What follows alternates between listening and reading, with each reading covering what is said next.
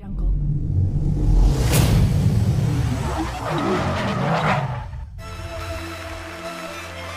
So today's project is replacing the front sway bar links on this 97 Jeep Grand Cherokee, so let's get to it.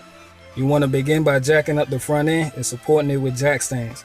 You'll need a 19mm socket to remove the lug nuts, and you don't have to remove the wheels for this job, but it makes it easier for me to record this process. You'll need a 15mm socket or a wrench to remove the top nut.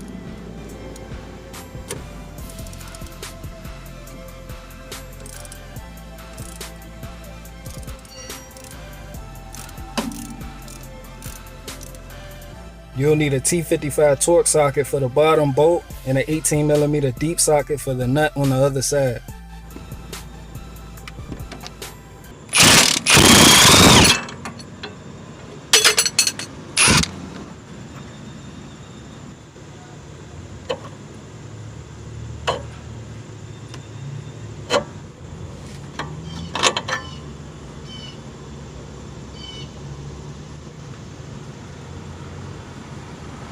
In order to remove the ball stud from the sway bar, you'll need a tie rod puller.